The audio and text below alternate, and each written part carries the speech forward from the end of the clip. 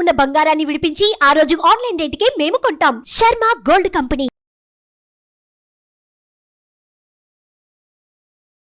నమస్కారం. ప్రస్తుతం మనతో పాటు ఇస్కాన్ టెంపుల్ నుంచి ప్రణవానంద ప్రభుజీ ఉన్నారు. గోవర్ధన్ ఇకో విలేజ్ ఆశ్రమంలో వారు సేవ చేస్తూ ఉంటారు. ప్రత్యేకంగా కృష్ణుడి గురించి, వారి లీలల గురించి ఎన్నో మాధ్యమాల్లో ప్రవచనాలు చెబుతూ ఉంటారు. ఇందులో భాగంగా సుమన్ టీవీ వారిని సంప్రదించడం, వారు అంగీకరించడం, మరొకసారి కృష్ణుడి గురించి మనకు వివరించేందుకు వారు వచ్చేసారు. ఏమాత్రం ఆలస్యం చేయకుండా ప్రభు గారితో మాట్లాడతాం. ప్రభుజీ నమస్కారం అండి. నమస్కారం. ఎలా ఉన్నారు? బాగున్నాం. మీరు ఎలా ఉన్నారు? నేను చాలా బాగున్నాను. మరొకసారి మాకు సమయాన్ని ఇచ్చినందుకు ధన్యవాదాలు తెలియజేస్తూ, ఎన్నో సందేహాలు, ఎన్నో ప్రశ్నలు, ఎన్నో అంశాలు ఉన్నాయి మాట్లాడుకునేవి. అందులో భాగంగా ఫస్ట్ నాకు అనిపించింది, నామం పెట్టుకోవడం అంటే ఒక నామం ఇలా మాత్రమే పెడతారు. తెలుపు, అలాగే కుంకుమ, తెలుపు విభూది లాంటిది కావచ్చు, లేకపోతే శివుడికైతే అడ్డంగా ఇలా నామాలు పెడతారు. వెంకటేశ్వర స్వామికి సంబంధించి, విష్ణువుకి సంబంధించినవి అయితే ఇలా నిలువు నామాలు ఉంటాయి. అయితే మీరు చాలా ప్రత్యేకంగా నామాన్ని ధరిస్తారు. ఎందుకు ఈ విధంగా తిలకం పెట్టుకోవటం కారణం ఏంటండి? ఇది గౌడీయ వైష్ణవ సాంప్రదాయంలో నామాన్ని ఇలా ధరిస్తామన్నమాట. దీన్ని కూడా ఊర్ధ్వపుండ్రము అని అంటాం. ఒక్కొక్క సాంప్రదాయానికి ఒక్కొక్క రకంగా నామాన్ని ధరిస్తారు. వైష్ణవ సాంప్రదాయంలో ఒకటైనా గౌడీయ వైష్ణవ సాంప్రదాయాన్ని మేము ఇస్కాన్ సంస్థ కూడా ఆచరిస్తూ ఉంటుందన్నమాట. అయితే ఈ కృష్ణ భక్తులు పెట్టుకునే నామం ఇది. ఎలా పెట్టుకుంటారు అంటే, గోపీ చందనము అని ఒక విశేషమైన చందనం దొరుకుతుంది. దాంతో చందనంతో ఈ తిలకాన్ని ధరిస్తారు.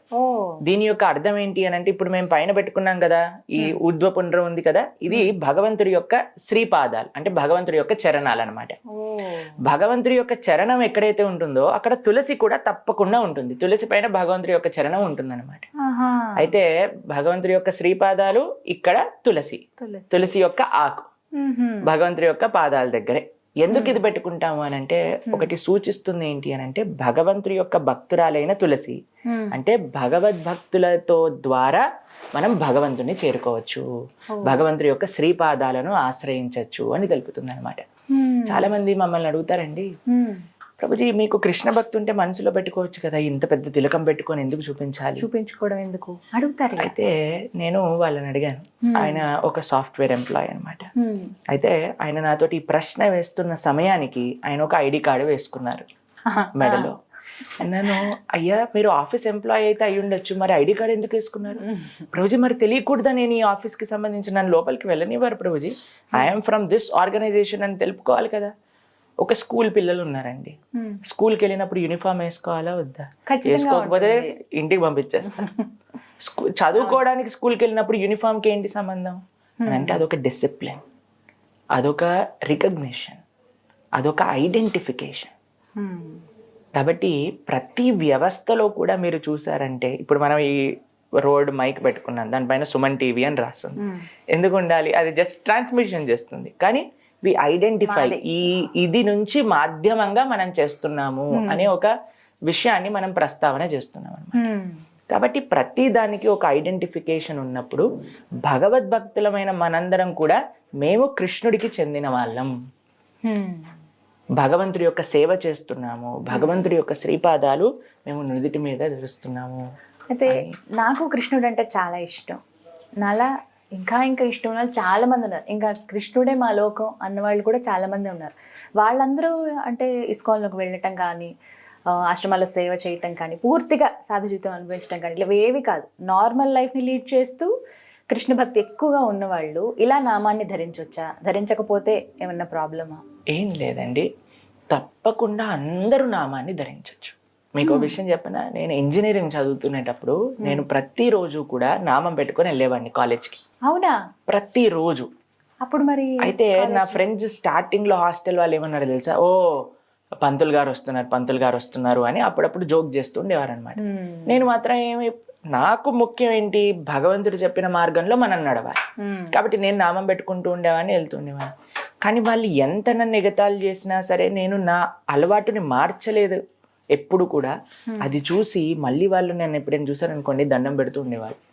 ఎప్పుడైనా వాళ్ళకి ఏదైనా ప్రాబ్లం వచ్చింది అనుకోండి, నా దగ్గరకు వచ్చి ఒరే ఏదైనా చెప్తావారా, ఎక్కడి నుంచి ఈ ప్రాబ్లం నుంచి బయటికి రావాలి. కానీ మనం వేరే వాళ్ళు ఏదైనా మనల్ని అంటున్నారు, ఏదో ప్రతి ప్రాబ్లం వచ్చిందని మన పనిని మనం మార్చేసుకున్నాం అనుకోండి, అప్పుడు వాళ్ళకి అర్థమవుతుంది, ఓ వీడు చాలా స్ట్రాంగ్ కాదు, మనం ఏం చెప్పినా మారిపోతాడు అని. అలాంటి వాళ్ళకి గౌరవం ఇవ్వరండి.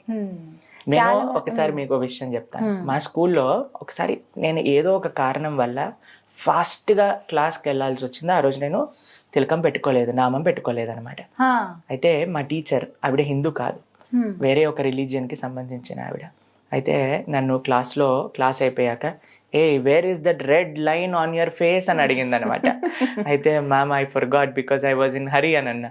No you look very good with that అని మా టీచర్ అనమాట. సో మన ధర్మానికి సంబంధించిన వాళ్ళు కూడా కాదు, but when they see consistency, మనం మన స్పిరిచువల్ లైన్స్ కి మనం కట్టుబడి ఉన్నాము, మన ధర్మాన్ని మనం ఆచరిస్తున్నాం అంటే ప్రతి ఒక్కళ్ళు కూడా మనకి రెస్పెక్ట్ ఇస్తారు. కాబట్టి మన ధర్మాన్ని మనం ఆచరించటంలో అస్సలు ఎప్పుడు సిగ్గుపడాల్సిన అవసరం లేదు. చాలా మంది నలుగురు ఏదో అంటున్నారండి. ఇప్పుడు మీరు ఇందాక ఒక మాట చెప్పారు, కాలేజ్ డేస్లో నిలబెట్టుకుంటే నవ్వేవాళ్ళు, అభాసం చేసేవాళ్ళు అని చెప్పి. కానీ ఇవాళ మీలా ఆ అనుభవం పొందుతున్న వాళ్ళు కూడా చాలా మంది ఉన్నారు. ఏదైనా చిన్న డ్రెస్ ఏదైనా మార్చుకున్నా, లేకపోతే ఏదైనా దేవుడికి సంబంధించి బొట్టు పెట్టుకున్నా కూడా చాలా మంది కామెంట్ చేసే వాళ్ళు కూడా ఉంటారు. పెద్ద భక్తుడు వచ్చాడు ఇలా అంటూ మాట్లాడతారు. అలాంటి వాళ్ళు ఏం నేర్చుకోవాలి, ఎలా ఉండాలి, ఎలా ఉండమని మీరు చెప్తారు? మీకు ఒక విషయం చెప్తానండి. మేము కాలేజ్లో నడుస్తూ వెళ్తున్నప్పుడు చాలా మంది సిగరెట్లు తాగుతూ ఉండేవారు అనమాట. కొంతమంది మా టీచర్ ఒకసారి చెప్పారు, పక్కన క్లాస్లో ఉండేవాళ్ళు క్లాస్ లోపలికి మందు బాటిల్ తీసుకెళ్ళి తాగుతున్నారట. వాళ్ళని రెస్ట్రికేట్ చేసేసారు కాలేజ్ నుంచి. ఏ పని ఎక్కడైతే చేయకూడదో అలా చేయడానికి వాళ్ళు ఎప్పుడు కూడా సిగ్గుపడట్లేదు. మనం ధార్మికంగా ఉండడానికి ఎందుకు సిగ్గుపడాలి చెప్పండి? ప్లస్ ఒకళ్ళు ఒక కల్చర్ని ఆచరిస్తున్నారు అని అంటే మనం దాన్ని రెస్పెక్ట్ చేయాలి. ఎందుకంటే భారతీయత అని అంటే భారతీయ కల్చర్. ఇప్పుడు మీకు ఒక విషయం చెప్తాను. నేను ఇంజనీరింగ్ చదువుతున్నప్పుడు ఫస్ట్ ఇయర్లో ఉన్నానన్నమాట. అయితే కాలేజ్లో ఒక ఈవెంట్ జరిగింది. ఆ ఈవెంట్కి మమ్మల్ని కూడా పిలిచారు. దానికి ఒక డ్రెస్ కోడ్ ఉందన్నమాట. సూట్ వేసుకోవాలి, ఫార్మల్స్ వేసుకోవాలి, అన్నీ కూడా వేసుకొని వెళ్ళాము. అయితే అక్కడికి పరిచయం చేయడానికి అందరూ కూడా ఒక్కొక్కరిని పరిచయం చేస్తూ ఉన్నారు. ఒక ఆయన వచ్చారనమాట మా దగ్గరికి. వచ్చి మమ్మల్ని ఎలా గ్రీట్ చేశారో తెలుసా అండి? ఇలా దగ్గరకు వచ్చి అటు ఇటు ఇలా వెస్ట్రన్ అమెరికన్స్ గ్రీట్ చేస్తారు కదా, అలా గ్రీట్ చేశారనమాట, ఇలా ఎంబ్రేస్ చేసుకొని. అయితే నాకు అనిపించింది, విచిత్రంగా అనిపించింది, నేను ఎందుకు ఇలా చేస్తున్నాడు అని. అయితే నేను అడిగా, ఇలా ఎందుకు గ్రీట్ చేస్తున్నావు అని అంటే, this is what the culture is అని అన్నారు. నేనన్నా, మన దగ్గర కల్చర్ లేకపోతే వేరే వాళ్ళ నుంచి చూసి మనం నేర్చుకోవచ్చు, కానీ మన దగ్గర ఇంత బ్రహ్మాండంగా చేతులు జోడించి నమస్తే, నమస్కారం, మీరు ఎంత బాగా స్టార్ట్ చేసేటప్పుడు నమస్కారం పెట్టారు. ఇంత మంచి సాంప్రదాయం ఉన్నప్పుడు మనం వేరే వాళ్ళని చూసి ఎందుకు నేర్చుకోవాలండి? నిజం అది. కాబట్టి మనకి కట్టు, బొట్టు, మాట అన్నీ మన భారతీయతలో ఉన్నాయి. దాన్ని మర్చిపోయి మనం ఎవరో వెనకాల వెళ్తూ మనం అడ్వాన్స్ అయిపోయాం, మనం ముందుకెళ్తున్నాం అని అంటే ఎలా చెప్పండి? కాబట్టి భారతీయ సంస్కృతికి ఎంత గొప్ప చరిత్ర ఉంది. ముఖ్యంగా ప్రపంచం మొత్తం కూడా భారతీయత వైపు నడుస్తుంది, భారతీయులేమో ఇంకెక్కడికో వెళ్తున్నారు. ఎంత ముచ్చటగా ఉంటుంది. ఇస్కాన్లో చాలా మంది వేరే దేశానికి సంబంధించిన వాళ్ళు వచ్చి అక్కడ వెళ్తూ ఉంటే ఇలా నామాలు పెట్టుకునేది చిన్న చిన్న పిల్లల దగ్గర నుంచి అండి, వాళ్ళే ముచ్చటేస్తుంది. మీరు బృందావనానికి రండి, మాయాపూర్కి రండి, అక్కడ వందలాది వేలాది మంది రష్యన్స్, అమెరికన్స్, యూరోపియన్స్, ఆఫ్రికన్స్ అందరూ కూడా తిలకం పెట్టుకొని కంటిమాల ధరించి బీడ్ బ్యాగ్ తో తిరుగుతూ సేవ చేస్తూ, భారతీయత భారతదేశం వదిలేసి వెళ్ళాలంటే వాళ్ళకి ఇప్పుడు అవ్వదు. వస్త్రాలు కూడా ఖచ్చితంగా తెలుపు రంగువే ధరించాలా అండి? అంటే ఇప్పుడు చూడండి, భారతీయత సంస్కృతి సాంప్రదాయంలో కొన్ని చీర, ధోతి ఇవన్నీ కూడా మన కల్చర్లో ఉన్నాయి. కాబట్టి ఎంత వీలైతే అంత మనము మన సాంస్కృతికంగా ఉండడానికి ప్రయత్నం చేయాలి. అంటే కృష్ణ భక్తిలో ఉన్నవాళ్ళు ప్రత్యేకంగా ఇలా మేము కృష్ణుడికే అంకితం అయిపోయాం మా జీవితం. ఇప్పుడు మేము ఆశ్రమంలో ఉంటాం కాబట్టి మాకు తప్పకుండా ఈ నియమాన్ని అనేది పాటించాలి. మీరు ఎప్పుడు ఇలా తెల్లని దుస్తులు ధరిస్తారా? ఇప్పటివరకు అయితే ఇప్పుడు మేము మీ అందరికీ ఒక విషయం చెప్తాను. మేము ఇప్పుడు ట్రైనింగ్ టైంలో ఉన్నాం అనమాట, మేము ఆశ్రమంలో. అంటే కొన్ని సంవత్సరాలు ఎలా సాధు జీవితం ఎలా ఉంటుంది, మాకు ఆ సాధు జీవితంలో నచ్చుతుందా, మనం ఎలా సేవ చేయగలుగుతున్నాం, ఇవన్నీ చూసి ఇస్కాన్లో చాలా మంది అనుకుంటారండి ఇస్కాన్కి వచ్చిన వాళ్ళందరినీ వాళ్ళు సాధువులు చేసేస్తారు అని. కానీ అలా కాదండి. నేను నా విషయం చెప్తాను. నన్ను ఇప్పటి వరకు ఒక్కళ్ళు కూడా మా ఆర్గనైజేషన్కి వచ్చి జాయిన్ అయిపో మా ఆశ్రమంలో అని చెప్పలేదు. మిమ్మల్ని ఎవరు అడగలేదు? నా స్వతహాగా నేను వెళ్ళి అడిగా, అయ్యా నేను జాయిన్ అవ్వాలనుకుంటున్నా, మమ్మల్ని జాయిన్ చేసుకుంటారా అని అంటే చాలా ప్రశ్నలు అడిగి ఎగ్జామినేషన్స్ పెట్టి స్క్రూటినీ చేసి దాని తర్వాత సరే నువ్వు రావచ్చు అని చెప్పారనమాట. కాబట్టి ఇస్కాన్ లో చాలా పెద్ద అపోహ ఉంటుంది, ఎవరైనా ఇస్కాన్కి వెళ్తే వాళ్ళు సాధువులైపోతారు. కాదండి, అసలు ఎవ్వరు కూడా అలా మాట్లాడారు. మీకు ఇంకో విషయం చెప్పాలా, ఇస్కాన్ ఒక సంస్థగా మనం చూసినప్పుడు అందులో 99% అందరూ కూడా మ్యారీడ్ పీపులే ఉన్నారు. కేవలం 1% కంటే తక్కువ మంది మాత్రమే మాలాంటి సాధువులు ఉన్నారు. కాబట్టి మేము ఆశ్రమంలో ఉన్నాం కాబట్టి కొన్ని రోజులు ఇలా ఉన్నాం. దాని తర్వాత మా గురువు గారి అనుగ్రహం ఉంటే మేము కూడా కాషాయ వస్త్రాలను ధరిస్తాము. మా తల్లిదండ్రుల యొక్క అనుగ్రహం కూడా ఉంది. మా నాన్నగారు అడుగుతున్నారు, ఎందుకు వైట్ కుర్తాలు ఎక్కువ కొనుక్కుంటావు, నువ్వు కాషాయం ఎప్పుడు వేసుకుంటావు అని అడిగారు అనమాట మొన్న. కాబట్టి వాళ్ళ యొక్క పర్మిషన్, మా గురువు అనుగ్రహంతో తొందరలో కాషాయ వస్త్రం కూడా వేసుకునే అవకాశాలు ఉన్నాయి. అలాగే ముడి కంపల్సరీనా అండి? శిఖ, దీన్ని శిఖ అని అంటారు. భారతీయ సంస్కృతిలో మనం చూస్తే ప్రతి ఒక్కళ్ళు కూడా శిఖని ధరించేవారు అనమాట. ఆడవాళ్ళు ఎలా అయితే జడ వేసుకుంటారో మగవాళ్ళందరికీ కూడా శిఖ ఉండేది. ఎందుకు అనంటే ఆ ప్రదేశాన్ని సహస్రార చక్రం అక్కడ ఉంటుంది. బ్రహ్మరంధ్రము అని అంటారు. జీలకర్ర బెల్లం పెట్టిస్తారు చూడండి పెళ్లి అయ్యేటప్పుడు, బ్రహ్మరంధ్రాన్ని ఎప్పుడు కూడా కప్పి ఉంచాలి అని చెప్తారనమాట. ఒక్కొక్క రిలీజియన్ లో మీరు చూస్తే ఒక్కొక్క విధంగా వాళ్ళు తలని కప్పుకొని ఉంటారు. మన సాంప్రదాయంలో శిఖ అనేది ఉంటుందన్నమాట. అది కేవలం ఒక్కళ్ళకి సంబంధించింది కాదు, ప్రతి సనాతనీయులు కూడా శిఖని ధరిస్తూ, మీరు ఇంత నార్త్ ఇండియన్కి వెళ్ళారనుకోండి, ఏ పని చేసే వాళ్ళ దగ్గరికైనా చూడండి వాళ్ళందరూ చక్కగా శిఖ పెట్టుకొని ఉంటారు. బృందావనంలో, వారణాసిలో, అయోధ్యలో. నార్త్ ఇండియన్లో ఇంకా శిఖ సాంప్రదాయం ఉంది. ఇక్కడ దక్షిణ భారతదేశంలో తక్కువ అయిపోయింది అనమాట. కానీ శిఖ ధరించాలి. ప్రభుజీ, కృష్ణుడి గురించి మాట్లాడేటప్పుడు నాకు ఒక ప్రశ్న వచ్చిందనమాట. చాలా చక్కగా ఉన్న ఇంటర్వ్యూస్, అన్ని విషయాలు అడుగుతున్నారు, బాగుంది. అయితే మేము జపం చేద్దామన్న ఆలోచన వచ్చింది. ఎలా చేయాలి జపం, ఎవరెవరు చేయొచ్చు, జపం చేస్తున్న సమయంలో ఏ మంత్రాలు పఠించాలి, అసలు ఎలా చేయాలి, ఇవాళ చాలా సందేహాలు ఉన్నాయి మాకు. వీటి గురించి ప్రణవానంద గారిని అడగండి అని చెప్పి నాకు పర్సనల్గా చాలా మంది క్వశ్చన్ అడిగారనమాట. ఏం చెప్తారు ప్రభుజీ, అసలు జపం ఎలా చేయాలి, ఎందుకు చేయాలో కూడా చెప్పండి ముందు. తప్పకుండా. కలియుగంలో తరించడానికి మార్గం ఏంటి అని ఒక ప్రశ్న పరీక్షిత మహారాజ్ గారు శుకదేవ గోస్వామిని అడుగుతారనమాట. ఎప్పుడైతే కలియుగం గురించి ఇంత భయంకరమైన కలియుగ వర్ణన చేస్తారు భాగవతంలో, అయ్యా మరి ఈ కలియుగంలో ఉండే వాళ్ళు తరించడానికి అవకాశం ఏంటి, వాళ్ళకి మనశ్శాంతి అసలు దక్కుతుందా జీవితంలో, ఏం చేస్తే మనశ్శాంతి కలుగుతుంది, ఏం చేస్తే భగవత్ కృప కలుగుతుంది అని అడుగుతారు. అప్పుడు చెప్తారు, కలో దోష నిధేరాజన్ అస్తి ఏకోన్మహాన్ గుణాన్ కీర్తనాత్ ఏవ కృష్ణస్య ముక్త సంగ పరం వ్రజేత్. కలో దోష నిధి, కలియుగం అంటే దోషాలకి నిధి అట. అటువంటి కలియుగంలో ఒక మానవుడికి ప్రశాంతత రావాలన్నా, భగవంతుని చేరుకోవాలన్నా మార్గం ఏంటి అంటే సులభాతి సులభమైన మార్గం భగవన్నామాన్ని జపం చేయటం. మీరు డాక్టర్ దగ్గరికి వెళ్ళారనుకోండి, ఇప్పుడు తలనొప్పితో వెళ్ళారనుకోండి ఒక మాత్ర ఇస్తారు, కడుపు నొప్పితో వెళ్ళారనుకోండి ఇంకొక మాత్ర ఇస్తారు, జ్వరంతో వెళ్ళారనుకోండి ఇంకొక మాత్ర ఇస్తారు. ఒక్కొక్క రోగానికి ఒక్కొక్క మాత్ర అంటుంది. ఒక డాక్టర్ చెప్పారనుకోండి, నేను ఒకటే మెడిసిన్ ఇస్తా, ఏ రోగం వాళ్ళైనా రాండి అని అంటే వెళ్తామా మనం? లేదు. కాబట్టి ఒక్కొక్క యుగానికి మన శాస్త్రం ఒక్కొక్క మాత్ర ఇచ్చిందనమాట. కృతేయ ధ్యాయతో విష్ణుం త్రేతాయాం యజతోమకై ద్వాపరే పరిచర్యాయాం కలో తత్ హరికీర్తనం అని అన్నారు. కృతయుగంలో ఏంటి భగవంతుని చేరుకోవడానికి మార్గము అని అంటే ధ్యానం చేయటం అట. మీకు విషయం తెలుసా అండి, ధ్యానం చేయడానికి కూర్చునే ఆసనం ఉంటుంది కదా, కరెక్ట్ పోస్చర్ లో కూర్చోవడానికి సాధన 10 సంవత్సరాలు పడుతుందట, కేవలం పోస్చర్ కరెక్ట్ చేసుకోవడానికి, కూర్చోవడానికి. అమ్మో. ఇప్పుడు మీరు చెప్పండి, కలియుగంలో ఉండే మనకి లైఫ్ ఎక్స్పెక్టెన్సీ ఇప్పుడు 70 ఇయర్స్కి వెళ్ళిపోయింది. 10 సంవత్సరాలు మనం కూర్చోటంలో పెడితే ధ్యానం చేసేటప్పుడు ఆ ధ్యానం ఫలించేది ఎప్పుడు? కృతయుగంలో వందలాది సంవత్సరాలు, వేలాది సంవత్సరాలు బ్రతుకుతూ ఉండేవాళ్ళు. కాబట్టి వాళ్ళకి ఆ టైం ఉండేది, పీస్ఫుల్ గా వాళ్ళు ధ్యానం చేసుకుంటూ భగవంతుని ప్రసన్నం చేసుకునేవాళ్ళు.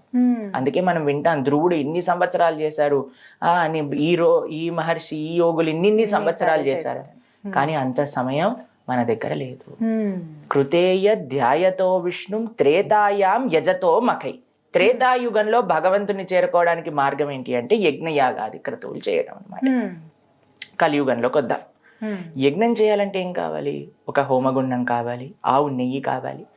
మనకి అసలు ఇప్పుడు దొరికేవి ఆవు పాల అనేది చాలా పెద్ద ప్రశ్నార్థకం. కష్టమైపోయింది దొరకటం కూడా. టీవీలలో మనం చూస్తూ ఉంటే మాధ్యమంలో అందరూ కూడా అందులో ఏదో సర్ఫ్ కలుపుతున్నారని, షాంపూ కలుపుతున్నారని, కెమికల్స్ అయిపోతున్నాయి కలుపుతున్నారని ప్రభుజీ. మొత్తం కల్తీయే. కాబట్టి ఆవు అసలు పాలు ఇస్తుందా, ఆ పాలు మన దగ్గరకు వస్తున్నాయా? మీకు యజ్ఞానికి యూజ్ చేయాల్సిన నెయ్యి ఎలా తయారు చేయాలో తెలుసా? పాలని మట్టి కుండలో కట్టెల పొయ్యి మీద కాచాలి. దాని తర్వాత దాన్ని పెరుగు తోడేయాలి. పెరుగుని చిలికి వెన్న తయారు చేయాలి. వెన్నలో నుంచి వెన్న కాచితే వచ్చిన నెయ్యితో యజ్ఞం చేయాలి. అలాంటి నెయ్యి జస్ట్ పేరుకి అలా ఇలా చేసిన నెయ్యి ఇప్పుడు కనీసం ఒక 5,000 రూపాయలు పర్ కేజీ అమ్ముతున్నారు. ఒక యజ్ఞం మంచిగా చెయ్యాలి అని అంటే సుమారుగా ఒక 15 నుంచి 20 కేజీల నెయ్యి సరిపడుతుంది. ఇప్పుడు మనం ఎక్కడి నుంచి ఆ నెయ్యి తీసుకొస్తాం? అలా మంత్రాన్ని చెప్పి ఇంతకుముందు యుగాలలో ఎలా చేసేవాళ్ళండి యజ్ఞము అని అంటే, అశ్వమేధ యజ్ఞం అని విన్నారా మీరు? అశ్వమేధ యజ్ఞం అంటే ఏం చేసేవాళ్ళంటే యజ్ఞం లోపలికి ఒక గుర్రాన్ని వేసేవారు అన్నమాట. వేస్తే ఆ గుర్రం చనిపోయేది కాదు, యజ్ఞం లోపల నుంచి ఒక మనుష్య శరీరాన్ని తీసుకొని బయటకు వచ్చేది. అంత ప్యూర్ గా ఆ మంత్రాన్ని పఠన చేస్తూ ఉండేవాళ్ళు అనమాట అప్పుడుండే ఆ పండితులందరూ కూడా. ఇప్పుడు మనం ఏమైనా నేస్తూ వస్తుందా అండి యజ్ఞంలో నుంచి?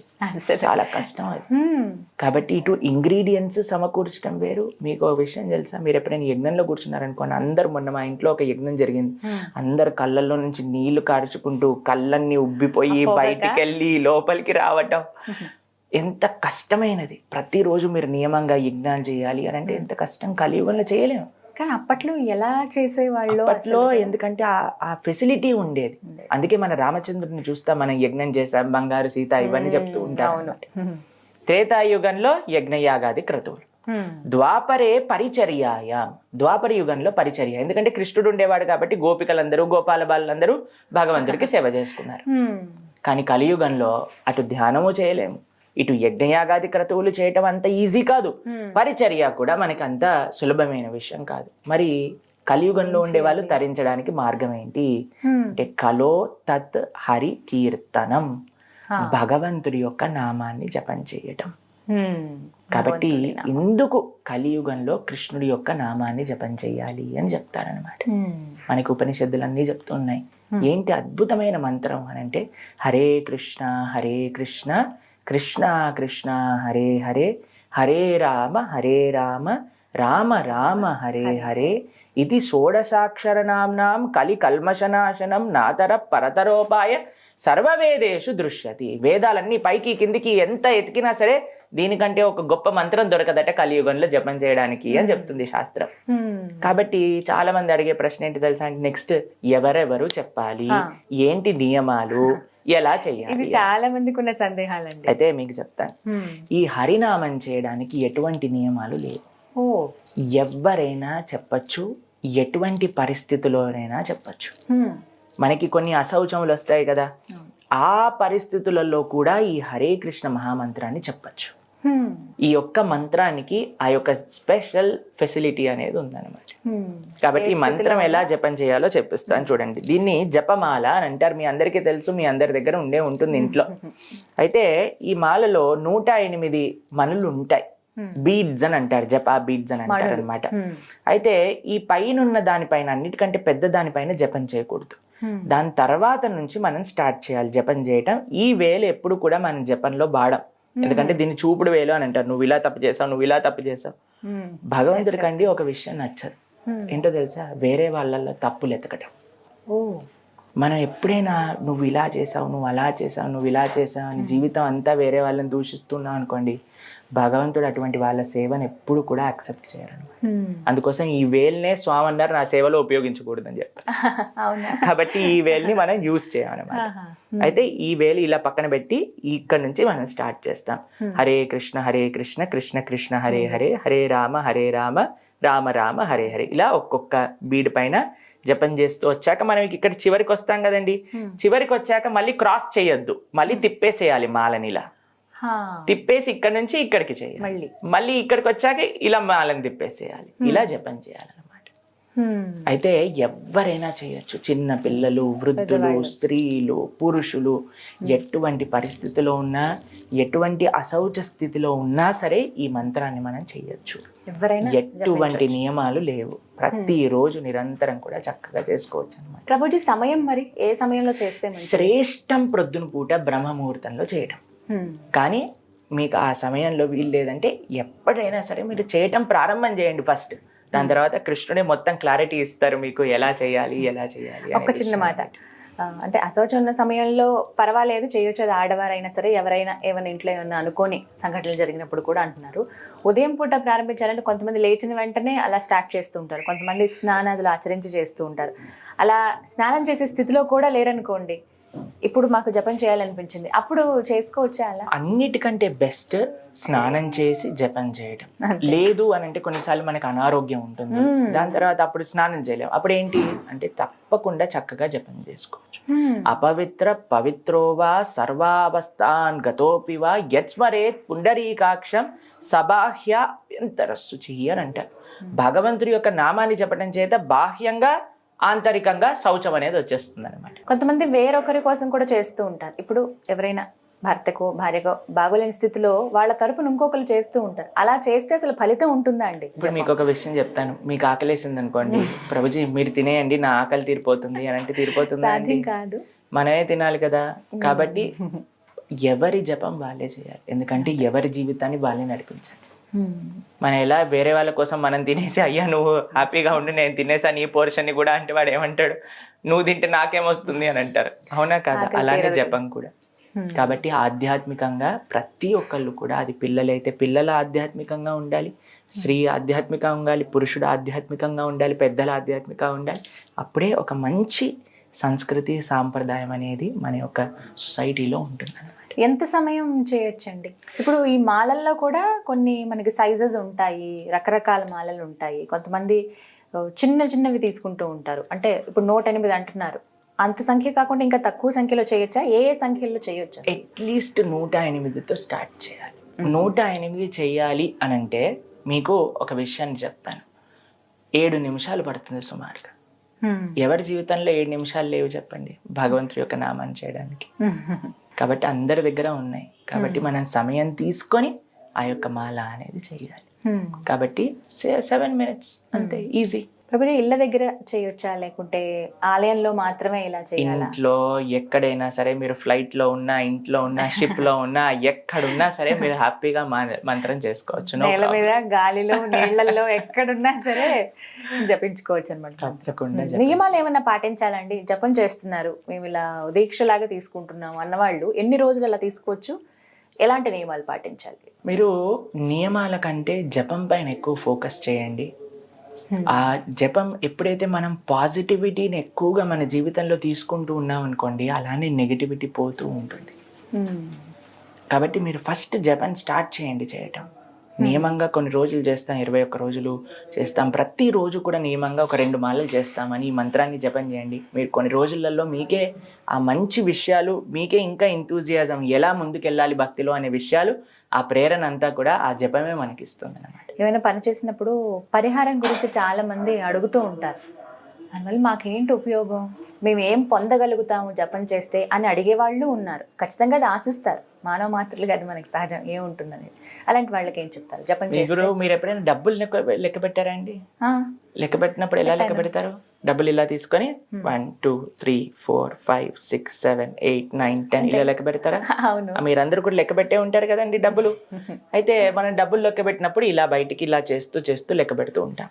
కానీ మీరు చూసారనుకోండి, జపం చేస్తున్నప్పుడు హరే కృష్ణ కృష్ణ కృష్ణ హరే హరే, హరే రామ రామ రామ హరే హరే అని లోపలికి అంటూ ఉంటారు. మీరు ప్రతిరోజు కూడా మీ మొత్తం ఎనర్జీని స్పెండ్ చేసి అర్జన చేసే ఈ డబ్బులు ఎప్పటికైనా సరే బయటికి వెళ్ళిపోయేవి. కానీ మీతోటి వచ్చేది ఏదన్నా ఉంటే అది భక్తి సుకృతి మాత్రమే. అందుకే ఇది లోపలికి వెళ్తుంది, దీని లోపలికి లెక్క పెడుతున్నా, అది బయటికి లెక్క పెడుతుంది. కాబట్టి లోపలికి వచ్చేది మనతో ఎల్లప్పుడూ ఉండేదాన్ని మనం తప్పకుండా శ్రద్ధగా చేయాలి కదండి. మీతోటి వచ్చేది మాకేమొస్తుంది అని అంటే ఇదే మీతోటి వచ్చేది, ఇంకేది రాదు. ప్రభుజీ మంత్రం గురించి మాట్లాడేటప్పుడు మీరు ఒక మాట అన్నారు ఇందాక, ఎక్కడ చూసినా మనకు అదే కనబడుతుంటుంది. హరే కృష్ణ కృష్ణ కృష్ణ హరే హరే, హరే రామ రామ రామ హరే హరే. అంటే ముందు రాముడు కదా, ఆ తర్వాత కదా కృష్ణుడు. ఈ సందేహం చాలా మందికి వచ్చింది, వాళ్ళ క్వశ్చన్లో కూడా అడిగారు ఇది. అంటే ఎందుకు ఈ విధంగా మీరు చెప్తూ ఉన్నారు, నిజంగా అలాగే ఉందా, అసలు ఎవరు చెప్పారు ఇలా చెప్పమని చెప్పి అని కూడా అడుగుతున్నారు. చాలా మంది మమ్మల్ని కూడా ఈ ప్రశ్న అడుగుతుంటారండి, రాముడు ముందు కదా మీరు కృష్ణుడిని ముందుకు తెచ్చారు అని. ఇంకో విషయం తెలుసా, మిమ్మల్ని అడగాల్సిన ప్రశ్న ఏంటి అని అంటే, రాముడి కంటే ముందు కృష్ణుడు లేడా? రాముడు కృష్ణుడు ఎప్పటికీ ఉన్నారు. ఇంకో విషయం తెలుసా, కృష్ణావతారం కంటే ముందు పరశురాముడు ఒకసారి కృష్ణుడి దర్శనం కోసం ఆయనని ధ్యానించి కృష్ణ దర్శనం పొందారు. ఇది మహాభారతంలో మనం చూస్తాం అన్నమాట. కాబట్టి రామకృష్ణులు ఎప్పటికీ ఉన్నారు వాళ్ళ వాళ్ళ లోకాలలో. కృష్ణుడు ఎప్పటికీ గోలోకంలో ఉన్నాడు, రాముడు ఎప్పుడూ అయోధ్యలో ఉన్నారు. కానీ మనకు తెలిసింది యుగాలు, తర్వాత త్రేతాయుగం, తర్వాత ద్వాపర యుగం. మీరు యుగం వరకు వచ్చారనుకోండి, ఫస్ట్ కృతయుగం, తర్వాత త్రేత, తర్వాత ద్వాపరి, తర్వాత కలి అనుకున్నా. మీకు విషయం తెలుసా, మళ్ళీ కలియుగం తర్వాత ఏంటి? మళ్ళీ సత్యయుగం స్టార్ట్ అవుతుందా? మన టైం లీనియర్ కాదు, మన టైం సైక్లిక్.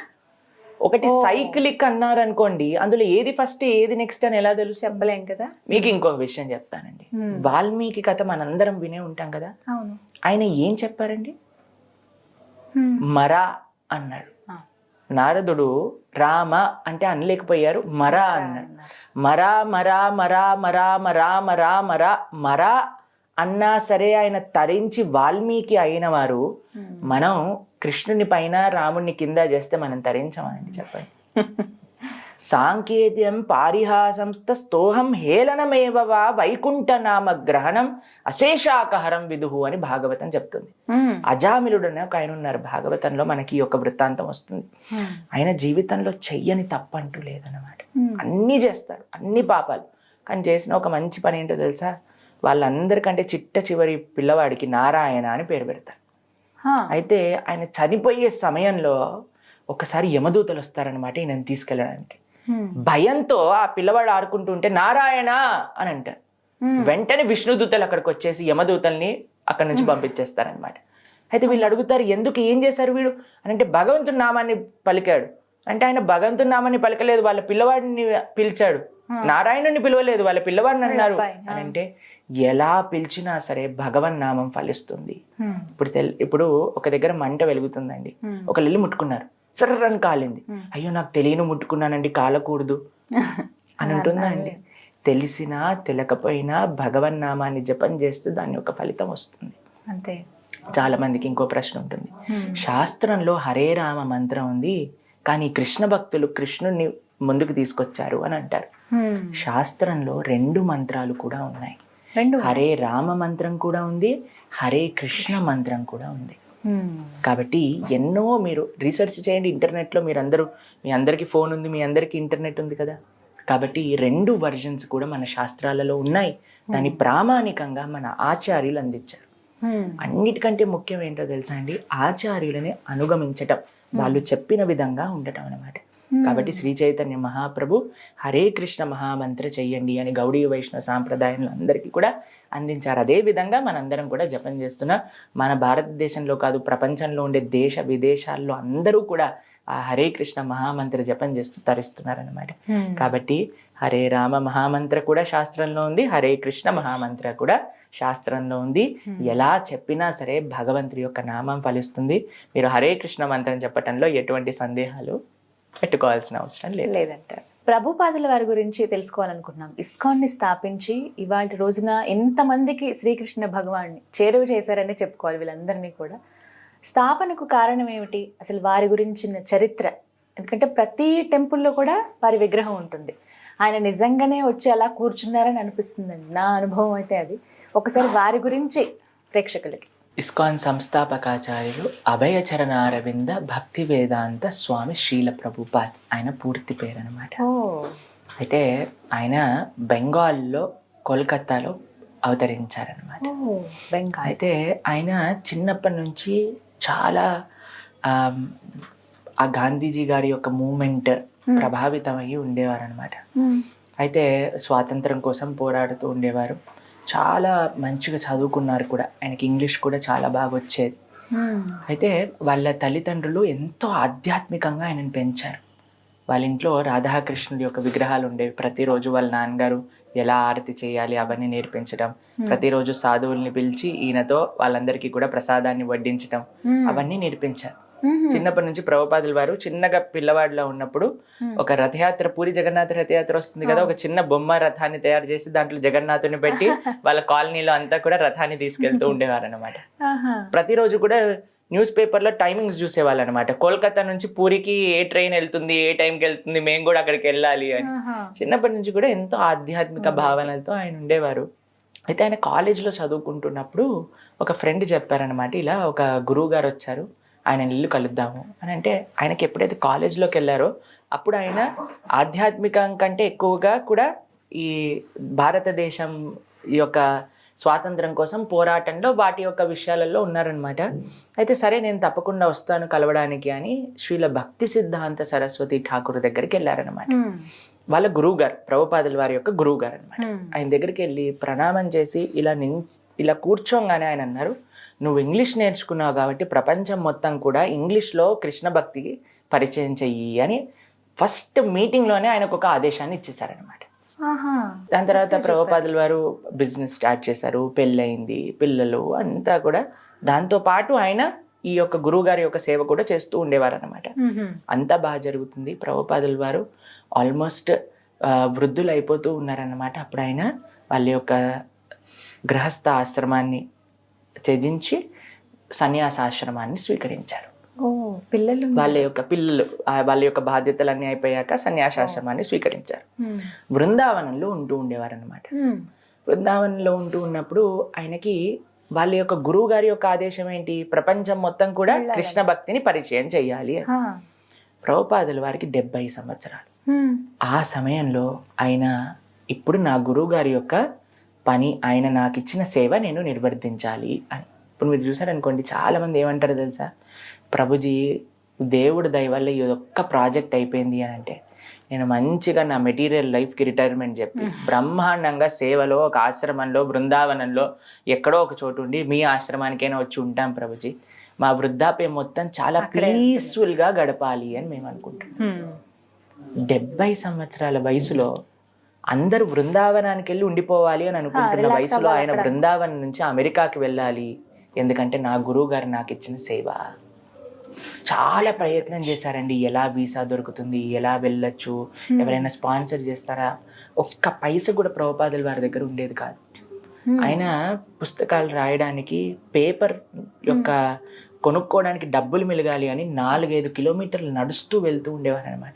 ఒక సన్యాసిగా ఉండి 70 సంవత్సరాల వయసులో ఢిల్లీలో ప్రతి ఒక్కళ్ళ దగ్గరికి వెళ్ళి ఆయన ఈ పుస్తకాన్ని చదవండి, కృష్ణుడి గురించి తెలుసుకోండి అని అడుగుతున్నప్పుడు ఒకసారి ఒక సన్ స్ట్రోక్ తలిగి ఆయన కళ్ళు తిరిగి రోడ్డు పైన పడిపోతారనమాట, ఇండియా గేట్ దగ్గర. అప్పుడు ఆయనని పట్టుకెళ్ళి తీసుకెళ్ళి ఒకరి దగ్గర కూర్చోబెడితే, మీరు ప్రొద్దు నుంచి ఏదైనా తిన్నారా అంటే ఆయన అసలు ప్రొద్దు నుంచి ఏం తినలేదు, అసలు నీళ్లు కూడా త్రాగలేదు. ప్రొద్దున లేసి ఇలా కృష్ణ భక్తిని చేయడానికి ఆ వయసులో అంతగా పరితపించారు. భారతదేశంలో ఝాన్సీలో ఆయన నిజంగా ఈ యొక్క సంస్థని ప్రారంభించాలనుకున్నారు, కానీ భారతీయులందరూ అమెరికాకు పరిగెత్తుతున్నారనమాట. అమెరికన్స్ ఎలా చేస్తే అదే మెయిన్ మాకు ప్రామాణికం అని భారతీయులందరూ అటువైపు తిరుగుతున్నారు. ప్రభుపాదుల వారు అనుకున్నారు, నేను వెళ్ళి అమెరికన్స్ ని మారుస్తా, అప్పుడు ఈ ఇండియన్స్ వింటారు. ఎందుకంటే మనకంతా వాళ్ళు ఏం చేస్తే మనం కూడా కదా అదే లైన్ లో కదండి మనం కూడా వెళ్తుంది. కాబట్టి 2 కారణాలు. చాలా మంది అనుకుంటారండి ఇస్కాన్ ఒక విదేశీ సంస్థ అనుకుంటారు. ఇస్కాన్ విదేశీ సంస్థ కాదు, ఇస్కాన్ అంతర్జాతీయ సంస్థ. ఈ రెండిట్లో చాలా వేరుంది. ఇస్కాన్ అని అంటే international society for Krishna consciousness. International society, it is not an American society. చాలా మంది విదేశీ సంస్థ అని అంటున్నారు, వాళ్ళకి నిజంగా తెలియదు ఇస్కాన్ ఆర్గనైజేషన్ గురించి. ఇది ఒక అంతర్జాతీయ సంస్థ. ఎందుకంటే కృష్ణుడు కేవలం భారతీయుల వాడు కాదండి. అహం బీజ ప్రదాపిత సుహృదం సర్వదేహినం అన్నారు, కానీ సుహృదం భారతీయనం అనలేదు. కాబట్టి అందరూ కూడా కృష్ణుడి యొక్క భక్తి, కృష్ణుడి యొక్క కృపా పాత్రులు అవ్వాలి కదా. అందుకు ఆయనని ప్రభుపాదుల వారిని కృష్ణ కృపా శ్రీమూర్తి అని అంటారు. కృష్ణుడి యొక్క కృపని ప్రపంచాన్ని మొత్తం కూడా పంచారనమాట. సరే, ఆయన ప్రయత్నిస్తూ ఉన్నారు, ఎలా అమెరికాకి వెళ్ళాలి అని. శ్రీమతి మొరార్జీ అని ముంబైలో ఉండేవారు. ఆవిడ ఒక క్రూజ్ కంపెనీని నడిపేవాళ్ళు అనమాట. కార్గో కంపెనీని నడుపుతూ ఉండేవారు అనమాట. ఆవిడ దగ్గరికి వెళ్ళి ప్రయత్నం చేశారు, మాకు ఒక ఇస్తారా, ఒక టికెట్, మేము వెళ్ళాలనుకుంటున్నాం అమెరికాకి అని అంటే ఆవిడ అన్నారు ఆయనతో, మీరు 70 సంవత్సరాల వయసులో మీరు వెళ్ళాలి అని అనుకుంటున్నారు అమెరికాకి, మీరు అక్కడికి వెళ్తే చనిపోతారు, ఆ చలికి మీరు తట్టుకోలేరు, మీకు తెలిసిన వాళ్ళు ఎవ్వరు లేరు, మీకు డబ్బులు లేవు, ఎలా వెళ్తారు అని అంటే ఎన్నోసార్లు ప్రయత్నం చేసి ప్రాధేయపడి ఆ వయసులో ఆయన ఒక కార్గో షిప్లో, అంటే సామాన్లు తీసుకెళ్తారు చూడండి, ఆ కార్గో షిప్ లో ఒక చిన్న సీట్ ఇస్తారనమాట శ్రీమతి మొరార్జీ. ఆ షిప్ లో ఎన్నో నెలలు ప్రయాణం కోల్కతా నుంచి ప్రారంభం చేసి అమెరికా బాస్టన్ కి చేరుకున్నారనమాట. మీకు విషయం తెలుసా, కేవలం 40 రూపాయలు చేతిలో పట్టుకొని ఆయన వెళ్ళారు అమెరికాకి. కానీ ఆయన తీసుకెళ్ళింది ఏంటి, ఒక ట్రంక్ పెట్టెలో భాగవతం ఇదే పట్టుకొని. ప్రభుపాదుల వారు ఏమంటారో తెలుసా, నేను భాగవతాన్ని తీసుకెళ్ళలేదు అమెరికాకి, భాగవతం మమ్మల్ని తీసుకెళ్ళింది తన యొక్క సేవకుడుగా. దేవుడు అలా వాడుకుంటారు. ప్రభుపాదుల వారు అమెరికాకి వెళ్ళేటప్పుడు వాళ్ళ అబ్బాయి వస్తారనమాట ఆ కార్గో పోర్ట్కి వచ్చి, అయ్యా మీరు వెళ్ళకండి, మీరు ఇక్కడ ఉండండి, మీ వయసు బృందావన్ చంద్ర ఆయన పేరు, ఆయన వచ్చి చెప్తారు మీ దగ్గర డబ్బులు లేవు, మిమ్మల్ని మేము బాగా చూసుకుంటాం, ఇక్కడ ఉండండి అని అంటే, నాకు నా గురువు గారి యొక్క సేవ, ఈ భారతీయత సనాతన ధర్మం, ఈ భారతీయత సంస్కృతిని ప్రపంచ నలుమూలలా చేయటమే నా యొక్క జీవిత లక్ష్యము అని ఆయన బయలుదేరారు. ఆయన కార్గోలో వెళ్తున్నప్పుడు ఆయనకి 2 హార్ట్ అటాక్స్ వస్తాయండి. అమ్మో, 2 హార్ట్ అటాక్స్ ఆ షిప్ లో ఉన్నప్పుడే. దాంతో పాటు సీ సిక్నెస్ తో మొత్తం తలనొప్పి, జ్వరము. ఒక 70 సంవత్సరాలు అంటే మనం రిలేట్ చేసుకోలేమండి అసలు ఆ యొక్క పరిస్థితికి. కానీ ఆయన అలానే ఏమంటారో తెలుసా, కృష్ణుడికి ప్రార్థన చేస్తారు, నేను నీ చేతుల్లో ఒక తోలు బొమ్మ లాంటి వాడిని, నువ్వు ఎలా నన్ను డాన్స్ చేస్తానంటే చెయ్యి, నచావ్ ప్రభు నచావ్ అని అంటారు అనమాట. నువ్వు నన్ను ఏం చేయాలనుకుంటే నేను సిద్ధంగా ఉన్నా, నాతోటి ఎలా నడిపిస్తే అలా అని. అక్కడికి వెళ్ళినప్పుడు ఎవ్వరు తెలియదండి అసలు, అమెరికాలో ఒక్కళ్ళు తెలియదు. వెళ్ళటమే ఒక సాహసం. అంటే అక్కడికి వెళ్ళి అక్కడ ఉండే వాళ్ళకి అసలు వాళ్ళ కృష్ణ తెలుసా, రామ తెలుసా, భక్తి తెలుసా, అసలు ఏం తెలియదు.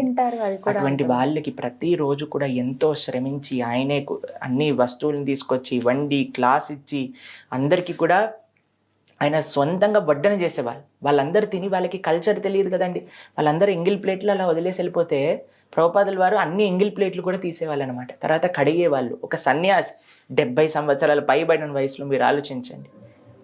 అలా చేసి జనాలందరినీ కూడా ఒకసారి ఆయన చంపడానికి ప్రయత్నిస్తారు, ఒకసారి ఆయన దగ్గర ఉన్న డబ్బులన్నీ దొంగతనం చేసేస్తారు. ఎంత ప్రయత్నించి, కానీ మీరు ప్రతి ఒక్కరు నేర్చుకోవాల్సింది ఏంటో తెలుసా అండి, ప్రభుపాదుల వారి దగ్గర నుంచి ఒక్కసారి కూడా వెనకడగేయలేదు ఆయన. మనకి ఇంత చిన్న కష్టం వస్తే మనం అనుకుంటాం, ఓ అయిపోయింది మన ప్రయత్నం, క్లోజ్ అనుకుంటాం, వెనకాలకి వెళ్ళిపోతాం, లేదా డిప్రెషన్లోకి రావటం, ఆత్మహత్యలు చేసుకోవటం, ఎన్ని చూస్తున్నామండి. కానీ ఆయన ఒక్క రోజు కూడా వెనుదిరగలేదు. నేను భగవంతుడి యొక్క దయ ఉంటే తప్పకుండా జరుగుతుంది అని ప్రారంభం చేశారు. వస్తూ ఉన్నారు, వింటూ ఉన్నారు, అందరూ రావటం మొదలెట్టారు. నెక్స్ట్ 10 సంవత్సరాల్లో 14 సార్లు ప్రపంచం మొత్తం కూడా భ్రమణ చేసి 108 ఆలయాలు స్థాపన చేశారు. 5,000 మందికి దీక్ష ఇచ్చారు. ప్రపంచంలో నలుమూలల, ఇప్పుడు మీరు ఏ కంట్రీకైనా వెళ్ళండి, ఏ మారుమూల ప్రదేశానికి వెళ్ళండి, హరే కృష్ణ అని ప్రకటిస్తారు. ఈ తిలకం చూడంగానే బీడు బ్యాగ్ వేసుకోగానే. కాబట్టి ఆయన చేసిన సేవ అందరూ కూడా ఏమంటారో తెలుసా అండి, ఒక మానవ మాత్రుడికి సాధ్యం కాదు. భగవంతుడి యొక్క పూర్తి కృప ఆయన పైనుండి ఇంత భారతీయత. ఇప్పుడు చూడండి, ఏ కంట్రీలో, రష్యాలో, అమెరికాలో, ఆఫ్రికాలో, యూరోప్ దేశాలలో. ఆయన ఒకసారి ఇంగ్లాండ్ వెళ్తారనమాట. లండన్కి వెళ్ళినప్పుడు అక్కడ రిపోర్టర్ అడుగుతారు, ఏం తీసుకోవడానికి వచ్చారు ఇంగ్లాండ్ నుంచి అని. ఆయన అన్నారు, మీరు మమ్మల్ని ఇన్ని 100 సంవత్సరాలు పాలన చేశారు, మొత్తం ఇండియానే మొత్తం లూటీ చేశారు, కానీ ఇండియాలో నిజమైన ధనం, ఆధ్యాత్మికతను మాత్రం మీరు తీసుకోలేరు. మిమ్మల్ని నుంచి తీసుకోవడానికి కాదు, మీకు ఇవ్వడానికి వచ్చాను ఆ భారతదేశ ఆధ్యాత్మిక సంస్కృతిని అని చెప్పారని. కాబట్టి ప్రభుపాదుల వారు ప్రతి క్షణం కూడా జనాలకి ఇచ్చారు. ఆయన యొక్క జీవితం మొత్తం కూడా భారతీయ సనాతన సంస్కృతి, కృష్ణ భక్తి వ్యాప్తం చేయడానికి. ఇప్పుడు మనం చూస్తాం, ప్రతి ఒక్కళ్ళు చీర కట్టుకొని, ధోతి వేసుకొని, అందరు ఫారినర్స్ అందరు తిలకం పెట్టుకొని భారతదేశం అంతా భ్రమణ చేస్తూ ఎంత బాగుంటుంది. మనందరం ఏమో మర్చిపోయాం, జీన్స్ ప్యాంట్ స్కర్ట్స్ వేసుకొని, వాళ్ళందరేమో చీరలు ధోతిలు వేసుకొని వాళ్ళు బ్రహ్మాండంగా భారతీయ సంస్కృతిని ముందుకు తీసుకెళ్తున్నారు. అలా చాలా ప్రచారం జరిగింది. ఎన్నో వేల మంది కృష్ణ భక్తిలోకి వచ్చేసారు. చిట్ట చివరి సమయంలో ఆయన 20 రోజుల నుంచి ఆయన ఏం తినలేదు ఇంకా, ఆయన చిట్ట చివరి దశలో ఆయన. కానీ ఆ పడుకొని ఆ మంచం పైన కూడా భాగవతం యొక్క భాష్యాన్ని చెప్తూ ఉన్నారనమాట ఆయన. ఇప్పటికీ మనం ఆ వీడియోస్, ఆ ఫోటోగ్రాఫ్స్ అన్ని కూడా ఇంటర్నెట్లో మీరు చూడొచ్చు. డాక్టర్ ఇలా పట్టుకొని చూస్తే అసలు ఎలా ఉన్నారు అసలు ఈ మనిషి ప్రాణంతో అన్నట్టుగా ఆశ్చర్యపోయేవారు అనమాట. కేవలం ఎముకలు, దానిపైన తోలు మాత్రమే కనిపించేది. అంత క్షీణించిన సమయంలో కూడా ఆయన భాష్యం చెప్తూ ఉండేవారు అనమాట. ప్రతి క్షణము కూడా ఆయన జీవితంలో గురు సేవ, కృష్ణ సేవ, భారతీయత సనాతన ధర్మ ప్రచారం. ప్రతి టెంపుల్లో కూడా, ఇస్కాన్ టెంపుల్లో కంపల్సరీ ప్రభుజీ గారిది ఉంటుందా? అంటే ప్రభుపాదుల వారిది విగ్రహం ఉంటుందా? అంటే నేను చాలా చోట్ల చూశాను. ఎందుకు ఇలా ఖచ్చితంగా వారి విగ్రహం పెడుతున్నారు? భగవంతుడి యొక్క ఏ ఆలయంలో చూసినా తన పరమ భక్తుల యొక్క విగ్రహం ఆయన స్వామి ముందే ఉంటుంది. విష్ణుమూర్తి ఆలయాలకు వెళ్ళారనుకోండి, అక్కడ గరుడు మంత్రుడు నించొని ఉంటాడు. రాముడి దగ్గరికి వెళ్ళారనుకోండి, హనుమ నించుంటారు. శివుడి దగ్గరికి వెళ్ళారనుకోండి, నందీశ్వరుడు నించుంటాడు. అలానే ఆ ఇస్కాన్ ఆలయాల్లో అంత జీవితాన్ని మొత్తం కూడా భగవంతుడికి సమర్పణ చేసి, భగవంతుడు తెలియని ప్రదేశాలలో కూడా భగవంతుని స్థాపన చేసి. మీకు విషయం తెలుసా? లండన్లో మా ఇస్కాన్ టెంపుల్లో ఉండే భగవంతుడి పేరేంటో తెలుసా? రాధా లండన్ ఈశ్వర. పారస్ లో ఉండే స్వామి పేరు తెలుసా? రాధా పారస్ ఈశ్వర. కాబట్టి అందరికీ ఈశ్వరుడు కృష్ణుడు, కానీ ఆయనను మర్చిపోయారు. అక్కడ అందరికీ వెళ్ళి అక్కడ కృష్ణుడిని నిజమైన ఈశ్వరుడు ఈయనే అని స్థాపన చేసి ప్రపంచానికి తన జీవితాన్ని అర్పణ చేసిన మహాభక్తుడు శ్రీల ప్రభుపాదుల వారు స్వామి ఎప్పుడు కూడా ఆయన దర్శనం చేసుకుంటూ ఉంటారన్నమాట. కృష్ణుడు అక్కడికి వచ్చి ఉన్నారు అని అంటే అది ప్రభుపాదుల వారి యొక్క దయ. అందుకోసం ప్రభుపాదుల వారు ఎప్పుడు కూడా కృష్ణుడి ముందే ఆలయంలో ఉంటారు. కానీ నేను తిరుపతికి వెళ్ళినప్పుడు, తిరుపతిలో ఇస్కాన్ టెంపుల్ సందర్శించాం. అక్కడ చూసినప్పుడు నిజంగా నేను షాక్ అయ్యాను ప్రభుజీ. అంటే నిజంగా మనిషి ఉన్నట్టుగానే ఆ విగ్రహం కూడా అలాగే తయారు చేయటం కానీ, సేమ్ అదే విగ్రహం అన్ని చోట్ల ఉంటుంది. నిజంగా మనిషి కూర్చున్నారేమో అన్నట్టుగా అనిపించింది నాకు. చాలా కళగా ఉంటుంది, నిండుగా కనబడుతుంది. మేము ప్రతిరోజు కూడా ఆలయంలోకి వెళ్ళినప్పుడు ఫస్ట్ ప్రభుపాదుల వారికి ప్రణామం చేస్తాం, దాని తర్వాత భగవంతుడికి ప్రణామం చేస్తాం. ఎందుకంటే భగవంతుడు చెప్పారు, ప్రథమస్తు గురుం పూజ్య తథైవ మమ అర్చన. ఫస్ట్ గురువు, దాని తర్వాతే నేను అని కృష్ణుడు చెప్పాడు అనమాట. కాబట్టి మనకి కృష్ణుడు అంటే ఏంటో తెలియదు. అటువంటి కృష్ణుడిని అందించిన ప్రభుపాదుల వారికి మొట్టమొదటి నమస్కారం, తర్వాత కృష్ణుడికి నమస్కారం. ప్రభుజీ, కొన్ని సంఘటనలు, కొన్ని పరిస్థితులు ఉన్న తర్వాత నాకు ఒక ప్రశ్న అడగాలనిపించింది. ఇప్పుడు జరుగుతున్నవి మన దేశంలో, దేశం పేరు మార్చేటువంటి అంతటి అవసరం ఇప్పుడు ఉందా? భారత్ చాలా మంచి ప్రశ్న మీరు అడిగారు. దేశం పేరు మార్చాల్సిన అవసరం ఉందా అని అడిగారు. కానీ అది దేశం పేరు మార్చటం కాదండి, మన దేశం పేరే భారతదేశం. మన దేశం పేరును ఒకళ్ళు మార్చారు, మళ్ళీ మనం మన దేశం పేరుని పెట్టుకుంటున్నాం అంతే. కాబట్టి ఈ దేశానికి ఎప్పటి నుంచో ఉన్న పేరు భారతవర్షం, భారతదేశం. కానీ ఇండియా ఇండియా అనేది ఎలా వచ్చింది అనే విషయం నేను చెప్తాను. మన సింధు నది మెయిన్ గా మన సివిలైజేషన్ ఉండేది అని చెప్తారు మన హిస్టరీలో చూస్తే. ఆ సింధు నుంచి అది హిందూ అయింది. కొంతమందికి స చెప్పటం రాక వాళ్ళు హిందూ చేశారు. హిందూ నుంచి ఇంకొంతమందికి హ చెప్పటం రాక వాళ్ళు దాన్ని ఇండస్ చేశారు. ఇండస్ వ్యాలీ సివిలైజేషన్ అయింది. ఎవరెవరికో పేర్లు చెప్పటం రాక ఒక చిన్న ప్రదేశాన్ని, ఆ సింధు నది తీరంలో ఉండే వాళ్ళనే ఇండియన్స్ లేదా హిందువులు అని అనుకుంటుండే ఒక ప్రదేశంలో కేవలం సింధు నది దగ్గర ఉండే వాళ్ళే భారతీయులా అండి? కాదు. మనకి విష్ణు పురాణంలో చెప్పారు పరాశర మహర్షి భారతీయులు అంటే ఇది సుమారుగా 7,000 సంవత్సరాలకి క్రితం. ఆయన భారతం అని అంటే ఏంటి అంటే సముద్రానికి ఉత్తరంగా, హిమాలయాలకి దక్షిణంగా ఏదైతే ప్రదేశం ఉందో దాన్ని భారతదేశం అంటారు. అక్కడ ఉండే వాళ్ళందరినీ భారతీయులు అంటారు అని 7,000 సంవత్సరాల క్రితం ప్రస్తావన ఉంది మనకి. ఇప్పుడే చెప్పారు. కాబట్టి ఈ దేశాన్ని వ్యాసుల వారు కూడా భాగవతంలో దీన్ని భరతవర్షము అని పిలుస్తారనమాట. కాబట్టి మనం సంకల్పం, మీరు ఎప్పుడైనా పూజలలో ఫస్ట్ చెప్తారు భరతవర్షే భరత ఖండే మేరో దక్షిణ దిగ్భాగే అని చెప్తారు. కాబట్టి మనం ఎప్పుడైనా సరే భారతీయులుగానే మన పేరు ఉండింది, కానీ ఎవరో దాన్ని పేరు మార్చారు.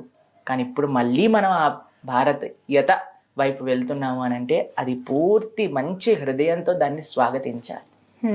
ఎందుకంటే ఇప్పుడు మనందరం కూడా మన కల్చర్ వైపు వెళ్ళాలి, కానీ కల్చర్ దూరం వెళ్ళకూడదు కదండి. ఇప్పుడు భారతదేశం అంటే ఏంటి? భారతీయత, దాని యొక్క సనాతన సంస్కృతి, సాంప్రదాయం, ఓపిక, నేర్పు, వసుదైవ కుటుంబకం అని ఒక భావన కేవలం ఈ భారతీయ సనాతన సంస్కృతిలో ఉంది మీరు చూసినట్టయితే. కాబట్టి ఇంత గొప్ప సంస్కృతిని మనం దూరంగా ఎందుకు పెట్టుకోవాలి? మనం హద్దుకోవాలి కదా మన దగ్గరికి. ఇప్పుడు మీరు చెప్పారు మేము ఇప్పుడు మన స్టూడియోలో వినాయక చవితి సెలబ్రేషన్స్ చేస్తున్నాము అని. ఎందుకు చేస్తున్నాం మనం? ఎందుకంటే అది మన సంస్కృతిలో ఒక భాగం కాబట్టి. దాన్ని మనం ఆచరిస్తూ ఉంటే మనం దాన్ని దగ్గరగా ఉండగలుగుతాం, కాపాడగలుగుతాం. కాబట్టి మన పేరునే మనం కాపాడకపోతే మనం ఇంకా భారతీయత ఎక్కడ ఉంటుందండి? కాబట్టి చాలా మంచి పని మన దేశాన్ని, భారతదేశం దాన్ని మార్చారు. మళ్ళీ మనం భారత్ అని వెళ్తున్నప్పుడు మనందరం కూడా దాన్ని స్వాగతించాలి, గౌరవించాలి. ప్రభుజీ, భక్తిని చదువుని ఎలా బ్యాలెన్స్ చేసుకోవాలి? ఇది పెద్ద టాస్క్ లా కనిపిస్తుంది, సాధ్యం కావట్లేదే అనేది ఒక ప్రశ్న అయితే, అటు భక్తిని అలాగే చేస్తున్నటువంటి ఉద్యోగ వ్యాపారాలు కావచ్చు, మా నిత్య జీవన, వీటిని ఎలా బ్యాలెన్స్ చేయాలి? ఎందుకంటే పనిలో పడిపోతే భక్తిని మర్చిపోవటం, భక్తి కోసం అంటూ కొంత సమయాన్ని కేటాయించలేకపోవడం జరుగుతోంది. ఇది మాకు కాస్త ఇబ్బందికరంగా అనిపిస్తుంది. అరే, భక్తికి మేము దూరం అయిపోతున్నామే దేవుడికి అన్న భావన మాలో కలుగుతుంది. అసలు ఎలా బ్యాలెన్స్ చేసుకోవాలి అని అడుగుతున్నారు చాలా మంది. ఏం చెప్తారు? చాలా మంచి ప్రశ్న. ఎవరికైతే ఈ ప్రశ్న వచ్చిందో అంటే వాళ్ళకి భక్తి చేయాలి అనే ఒక నిష్ట ఉన్నట్టు అర్థం దీనికి. మీకు కొన్ని ప్రాక్టికల్ టిప్స్ చెప్తాను, దాంతోపాటు ఏ భావన ఉండాలి అనే విషయాన్ని కూడా నేను ప్రస్తావన చేస్తాను. సంకల్ప బలం అని అంటారు. మనసుంటే మార్గం ఉంటుంది అని మనం వింటూ ఉంటాం కదండి. కాబట్టి ఫస్ట్ నాకు చెయ్యాలి అని మనకు అనిపించాలి, అప్పుడు దానికి అదే సమయం అనేది ఏర్పడుతుంది అన్నమాట. మీకు ఒక చిన్న విషయం చెప్తాను. నేను ఇంజనీరింగ్ చదివేటప్పుడు నేను ఫస్ట్ 2 మాలలతో స్టార్ట్ చేశాను హరే కృష్ణ జపం చేయడం. అయితే నేను 2 మాలలతో స్టార్ట్ చేసినప్పుడు నేను అనుకునేవాడిని మనసులో, 2 మాలలు ఎలా చేస్తాను? ప్రాజెక్ట్స్, చార్ట్స్ చేయాలి, అసైన్మెంట్స్ చేయాలి, ఇవి చేయాలి అని. సరే చేస్తున్న భగవంతుడికి ప్రార్థన చేస్తూ తర్వాత 4 మాలలు చేయటం ప్రారంభం చేశాను. దాని తర్వాత 6, 8, దాని తర్వాత 16 రౌండ్స్ చేస్తాం కూడా నేను ఇంజనీరింగ్ చదివేటప్పుడే చేస్తూ ఉండేవాడిని అనమాట. 16 రౌండ్స్ చేసినప్పుడు కూడా నాకు అనిపించేది, అరే నేను 2 మాలలు చేసేటప్పుడే నాకు అంత కష్టంగా అనిపించింది, కానీ నేను ఇప్పుడు 16 చేస్తున్నా, నాకు సులభంగా ఇంకా చదువుకోగలుగుతున్నా, అన్ని చేయగలుగుతున్నానే. అసలు ఎలా సాధ్యమైంది? దేంటి తెలుసా అండి సాధ్యం? ఎలా అవుతుంది తెలుసా? మన దేన్ని మనం ప్రియారిటీ అని అనుకుంటే దానికి మనం సమయం ఏర్పరచుకుంటాం. మనసులో నాకు ఇది ముఖ్యం అని మనం అనుకుంటే, ఆ దృఢ నిశ్చయం మన దగ్గర ఉందనుకోండి, మనం తప్పకుండా ఆ పని చేసే తీరుతామండి. అంతే. ఇది మన మనసులో ఉండాల్సిన భావన. నాకు భక్తి చెయ్యాలి, మంచిగా భాగవతం, భగవద్గీత ఇవి నేర్చుకోవాలి, భగవంతుడికి ఆరాధన చేయాలి, ఆలయానికి వెళ్ళాలి, గోసేవ చేసుకోవాలి, ఇలా మనం మనసులో అనుకోండి, తప్పకుండా ఆ సమయం అనేది మీకు కలుగుతుంది. రెండో విషయం, ప్రాక్టికల్ విషయం చెప్తాను. నేను చేసేది ఏంటి అని అంటే, ప్రొద్దున పూట మేము 3:30కి లేచినప్పటి నుంచి రాత్రిపూట 9:30 వరకు పడుకునే వరకు ½ an hour స్లాట్స్గా డేని విభజిస్తాం అనమాట. విభజించి అరగంట నేను ఏం చేస్తున్నా, నేను ఏం చేయాలనుకుంటున్నా అని మొత్తం రాసేసుకొని ముందు రోజు రాత్రే పెట్టేసుకుంటా. అది నా టేబుల్ పైన ఉంటుంది ఎప్పుడు కూడా. ఒక్క క్షణం వేస్ట్ చేస్తున్నానని తెలిస్తే ఈ సమయానికి నువ్వేం చేయాలి అని చూసుకుంటూ ఉంటా. దాని ప్రకారంగా నా రోజు అనేది నడుస్తుంది. రాసి పెట్టుకోవడం ముఖ్యం అంటారా? ప్లానింగ్ అనేది ముఖ్యం మనకి.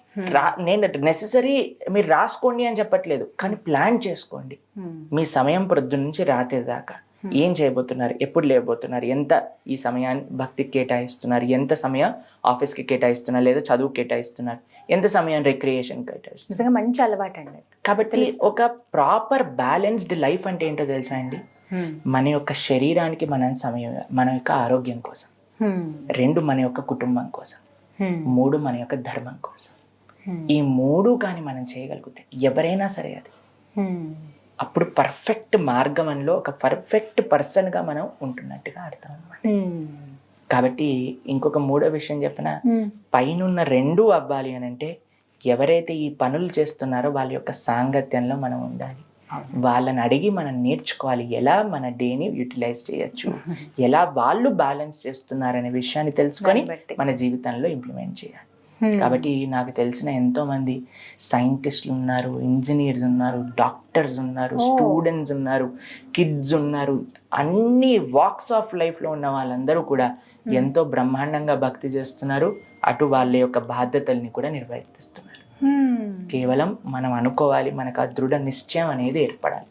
అది ఫస్ట్ స్టెప్ అని. సో అప్పుడు ఖచ్చితంగా బ్యాలెన్స్ చేసుకోగలుగుతారు. తప్పకుండా భక్తిని, చదువుని, లేకుంటే భక్తిని వాళ్ళు చేసేటువంటి నిత్య పనులు, ఉద్యోగాలే కావచ్చు, ఏవైనా కూడా.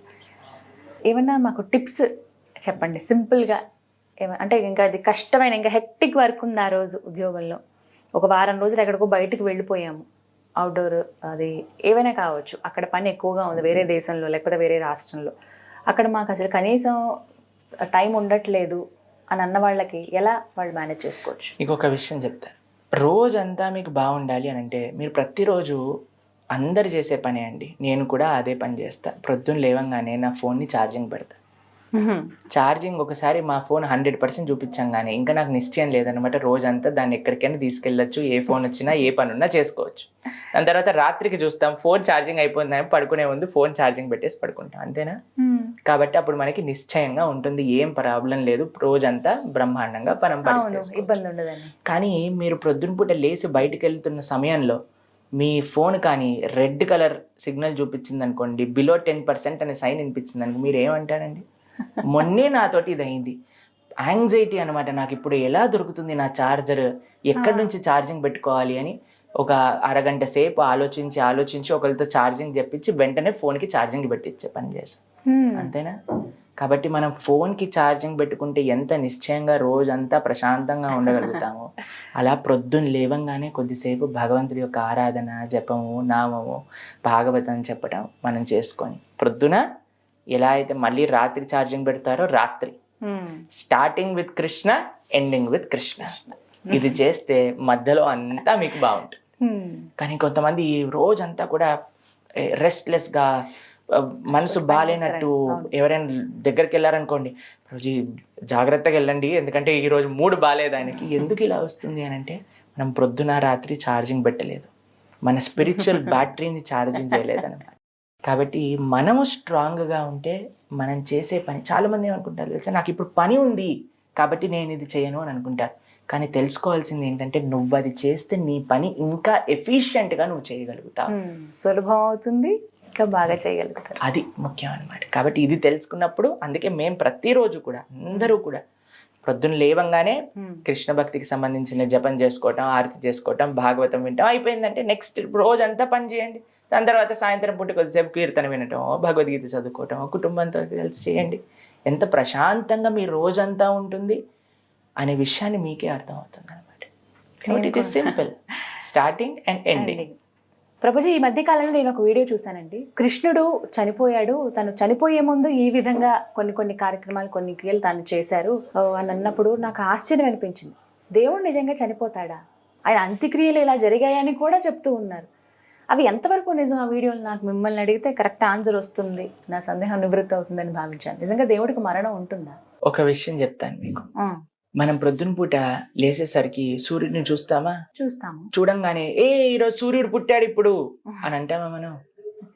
రాత్రిపూట చీకటి అయిపోగానే సూర్యుడు చనిపోయాడు అని అంటామా? మనం ఏమంటాం? సూర్యుడు ఉదయిస్తాడు, సూర్యుడు అస్తమిస్తాడంట.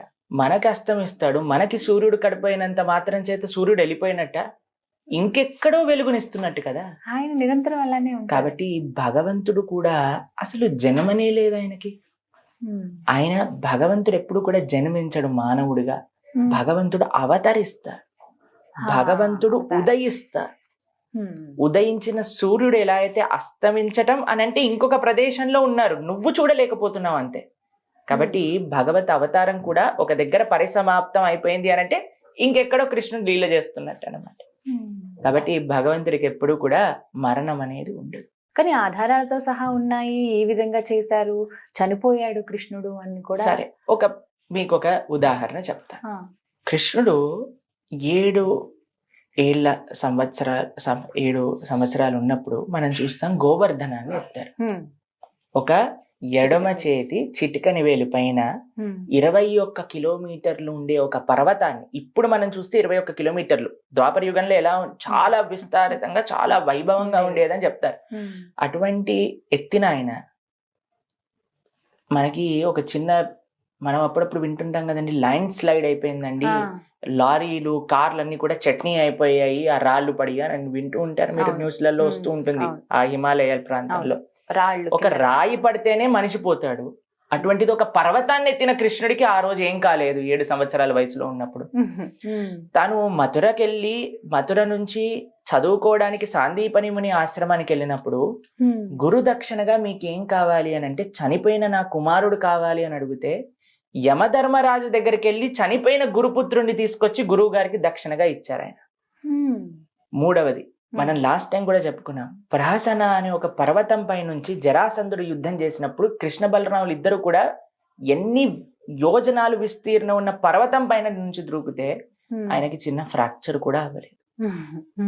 యమలోకానికి వెళ్ళారు, బలి మహారాజ్ దగ్గరికి వెళ్ళారు, విష్ణుమూర్తి దగ్గరికి వెళ్ళారు వైకుంఠంలో, ఎక్కడికి వెళ్ళినా సరే ఆయనకి ఏం కాలేదు. అన్ని ముల్లోకాల్ని జయించిన ఒక కృష్ణుడు జరా అనే ఒక వేటగాడు తన యొక్క పాదంలో బాణాన్ని వేయటం చేత చనిపోయారు అని అంటే, ఇప్పుడు కృష్ణుడి వరకు వెళ్ళొద్దండి, మన కాల్లో ముళ్ళు గుచ్చుకున్నా, మన కాల్లో ఒక బాణం తలిగినా, మన కాల్లో ఒక బుల్లెట్ దిగినా ఎవరైనా చనిపోతారు అని మనం చెప్పగలుగుతామండి? లేదు. అంతెందుకండి, మన సినిమాలలో మన సీరియళ్లలో ఈ గన్ పాయింట్ లో బుల్లెట్ దిగినా సరే వాళ్ళు ఇలా ఇలా ప్రార్థన చేసేసరికి వాళ్ళు వచ్చి కొద్దిగా ప్రేమ చూపించే ఐసీయూలోకి వెంటనే ఇట్లా లేచి కూర్చుంటారు. చూడలేదా మనం ఎన్ని సినిమాలలో, ఇక్కడ నుంచి బుల్లెట్ దిగినా ఇక్కడ నుంచి బుల్లెట్ దిగినా వాళ్ళు లేచేస్తారనమాట. అవును. అంటే మనం చెప్పినంత ఫాస్ట్ గా లేవరనుకోండి, ఒక 2-3 ఇయర్స్ అవుతుంది వాళ్ళు లేవడానికి. కాబట్టి ఎవ్రీ వీకెండ్ లేస్తున్నట్టు చూపిస్తారు కానీ లేవరు. ఒక 2-3 సంవత్సరాలు వాళ్ళు టైం తీసుకుంటారు కానీ లేస్తున్నారే. అలాంటిది మనం ఎన్ని కేసులు వింటామండి, ఎంత కాంప్లికేటెడ్ గా ఉన్నా.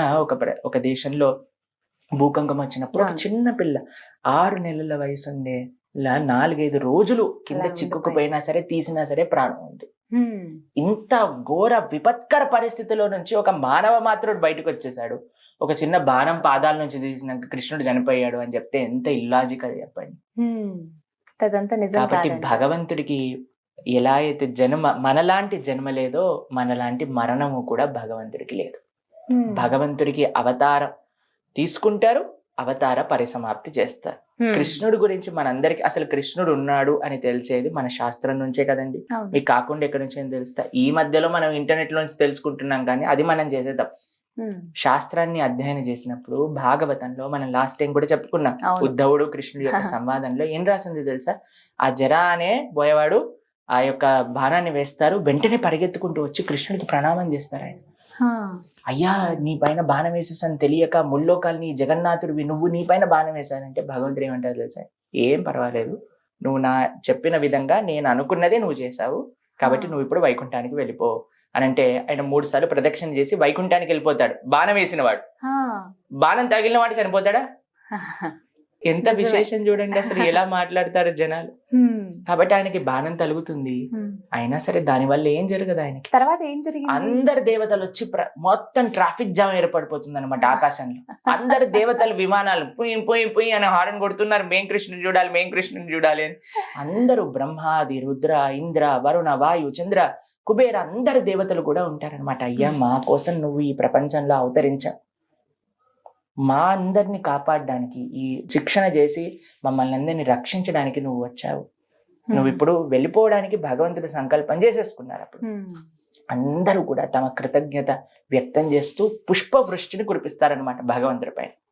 అప్పుడు భగవంతుడు అందరినీ చూస్తే నవ్వుతో, అందరినీ చూస్తూ, తన భక్తులను అందరినీ చూస్తూ నవ్వుతో, భాగవతం ఎక్కడ కూడా కృష్ణుడు చనిపోయారు, ఆయనకు అంత్యక్రియలు చేశారు ఇవన్నీ ఏం చెప్పదండి.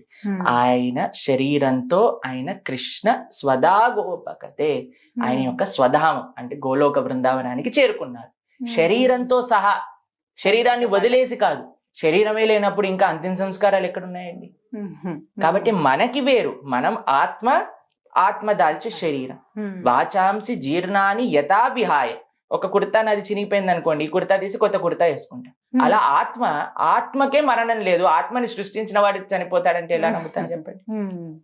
మనం శరీరాలను మారుస్తూ ఉన్నాం, కానీ ఆత్మ ఎప్పటికీ ఉంటుంది. ఆత్మని చంపలేరు. అటువంటి ఆత్మ ఎవరి దగ్గర నుంచి వచ్చిందో అటువంటి పరమాత్మకి మృత్యు ఉంది అని చెప్తే ఎంత పెద్ద అపరాధం భగవంతుడి పట్ల. కాబట్టి పిచ్చి పిచ్చి ఇంటర్నెట్ వీడియోలు, ఇన్స్టాగ్రామ్ రీల్స్ చూడకండి. మీరందరూ కూడా మంచిగా ఎవరైతే శాస్త్రాన్ని అధ్యయనం చేసిన వాళ్ళు ఉన్నారో, ఒక గురువు ముఖతః ఈ తత్వాన్ని తెలుసుకున్న వాళ్ళు ఉన్నారో, వాళ్ళ నుంచి మీరు వింటే నిజమైన ఆధ్యాత్మికత మీరు నేర్చుకోగలుగుతారు. మీకు ఒక విషయం చెప్తానండి, మీ పిల్లల్ని కానీ మీరు స్కూల్లో వెయ్యాలి అని అంటే అది గవర్నమెంట్ దాన్ని ఆథరైజేషన్ ఉందా లేదా అని చూస్తాం. అవును, ఇప్పుడు మనం వింటూ ఉంటాం కొన్ని దగ్గర కొంతమంది పిల్లలు ఫారెన్కి వెళ్ళి కొన్ని ఇన్స్టిట్యూషన్స్ లో జాయిన్ అయ్యి తర్వాత తెలుస్తుంది అసలు దీనికి అస్తిత్వము లేదన్నప్పుడు వాళ్ళ డబ్బులన్నీ వేస్ట్ అయిపోయి వాళ్ళందరూ గవర్నమెంట్ కి పిటిషన్ రాస్తూ ఉంటారు. మోసపోతున్న మనం కేసులు వింటాం కదండి. కాబట్టి మనం పిల్లల్ని ఒక చిన్న మెటీరియల్ ఎడ్యుకేషన్ ఇవ్వాలన్నా సరే ఇది గవర్నమెంట్ అక్రెడిషన్ ఉందా, ఈ వీళ్ళందరు టీచర్లు బాగా చదువుకున్న వాళ్ళ, దీని అన్నిటికీ నిజంగా సిబిఎస్ఈ, ఐసిఎస్ఈ, ఎస్ఎస్సి దేనికి ఉంది అన్ని చూస్తాం కదండి. కానీ ఆధ్యాత్మికత గురించి నేర్చుకోకపోతే ఎవరి పట్ల వాళ్ళు, కొంతమంది చెప్తారండి మేము గూగుల్లో చూసాం ఈ విషయాన్ని, ఇంటర్నెట్ రీల్లో ఇలా విన్నాం. మీరు ఇంత రీసెర్చ్ ఒక మెటీరియల్ ఎడ్యుకేషన్ చేసినప్పుడు మరి ఆధ్యాత్మికంగా నేర్చుకోవడానికి మీరు ఎందుకు రీసెర్చ్ చేయట్లేదు? నేను వింటున్న సోర్స్ ఏంటి, ఆయన చదువుకున్నారా, ఏమైనా చేశారు, ఎంత సాధన చేశారు, ఏ గురువు, ఏ పరంపర అని మనం ఎందుకు ఆలోచించట్లేదండి? కాబట్టి నాకు మీకు చేసే ఒక ప్రార్థన ఏంటి అని అంటే, మీరు భగవంతుడి గురించి ఆధ్యాత్మికమైన విషయాలు విన్నప్పుడు ఒక ప్రామాణికమైన పరంపరలో వస్తున్న వ్యక్తుల నుంచి వినండి. ఎవరైతే సాధన, అధ్యయన, నిష్ఠ, ఆచరణ ఉందో వాళ్ళ దగ్గర నుంచి మీరు భగవంతుడి గురించి విన్నప్పుడు వినయంతో అప్పుడు మాత్రమే మీకు అర్థమవుతుంది. అందుకే కృష్ణుడు భగవద్గీతలో అర్జునుడికి చెప్తారండి, ఎలా నువ్వు భగవంతుడి గురించి తెలుసుకోగలుగుతావు అంటే తద్విద్ధి ప్రణిపాతేన పరిప్రశ్నేన సేవయ ఉపదేక్షంతి తే జ్ఞానం జ్ఞానినః తత్వదర్శినః. ఎవరికైతే ఆ జ్ఞానం ఉందో ఆయన దగ్గరికి వెళ్ళు, ఆయన సేవ చేసుకో, ఆయన దగ్గర నుంచి కూర్చొని ఆయన చెప్పేది విను, ఆయనని ప్రశ్న అడుగు, అప్పుడు ఇక ఆధ్యాత్మిక జ్ఞానం అందుతుంది అని చెప్పారు. మీరు ఇన్స్టాగ్రామ్ రీల్ కి సేవ చేయగలుగుతారా? మీరు ఇన్స్టాగ్రామ్ రీల్ కి ప్రశ్న అడగగలుగుతారా? చూడటం వరకే. ఎలా చెప్పండి మీరు? కాబట్టి సనాతన ధర్మాన్ని పాడు చేయడానికి ఎన్నో శక్తులు పనిచేస్తున్నాయి. ఎంతో మంది అజ్ఞానంతో చేస్తున్న వాళ్ళు ఉన్నారు.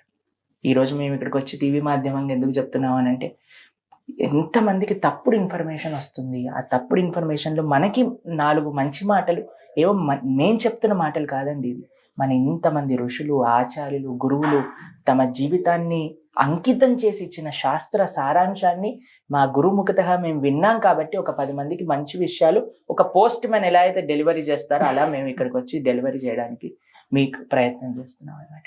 కాబట్టి మాకు ఒకటే ఒక ప్రార్థన, మీ అందరి పట్ల ఆధ్యాత్మిక విషయాలు ప్రామాణికమైన వ్యక్తుల నుంచి మాత్రమే వినండి. అప్పుడే మీరు సరైన మార్గంలో నడుస్తున్నట్టు. ప్రభుజీ, మన సనాతన ధర్మంలో అసలు క్యాస్ట్ సిస్టమ్ అనేది ఉందా అండి? ఇప్పుడు ఇన్ని రకాల కులాలు చూస్తున్నాం మనం. నాకు అదే కొంచెం ఒక చిన్న సందేహం, ఇది అంతే. ఏం చెప్తారు? సనాతన ధర్మంలో కుల వ్యవస్థ, కాస్ట్ సిస్టమ్ ఉందా? ఇది చాలా మందికి ఉండే ప్రశ్న. ప్రభుజీ, మన ధర్మంలో ఒకళ్ళు పెద్ద, ఒకళ్ళు చిన్న, ఒకళ్ళు పవిత్రం, ఒకళ్ళు అపవిత్రం, ఇలా ఉందా అని అడుగుతూ ఉంటారు చాలా మంది మమ్మల్ని.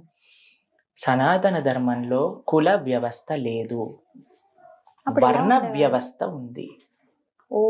కుల వ్యవస్థ, వర్ణ వ్యవస్థ, ఈ రెండిటికి చాలా డిఫరెన్స్ ఉందండి. మీకు ఒక చిన్న ఎగ్జాంపుల్ చెప్తాను. ఒక ఆర్గనైజేషన్, సరే సుమన్ టీవీ తీసుకోండి, దీంట్లో ఒక అడ్మినిస్ట్రేటివ్ డిపార్ట్మెంట్ ఉంటుంది. సిఇఓ, మీరందరూ కూడా అడ్మినిస్ట్రేట్ చేస్తూ ఉంటారు. ఇంకొక డిపార్ట్మెంట్ ఫైనాన్స్ డిపార్ట్మెంట్ ఉంటుంది. ఇంకొక డిపార్ట్మెంట్ ఎవరైతే అందరూ పని చేస్తున్నారో స్టాఫ్ గా పనిచేసే వాళ్ళందరూ ఉంటారు. ఒక సిఇఓ ఉంటారు, ఆయన కింద అడ్మినిస్ట్రేటివ్ బ్లాక్ ఉంటుంది, దాని కింద ఫైనాన్స్ ఉంటుంది, దాని కింద ఎంప్లాయీస్ అందరూ ఉంటారు. ఇప్పుడు మీరు చెప్పండి, సిఇఓ ఒక్కరే ఉండాలి, మిగతా వాళ్ళు ఉండకూడదు అంటే దీనివల్ల ఏం ప్రయోజనం అండి? ఈ 4 ఎవరు మెయిన్ చెప్పండి మీరు? అందరూ మెయిన్ కదా. ఎవరు లేకపోయినా ఆ వ్యవస్థ అనేది ముందుకెళ్తుందా? కాబట్టి మన సనాతన ధర్మంలో ఉంది ఏంటంటే వర్ణ వ్యవస్థ.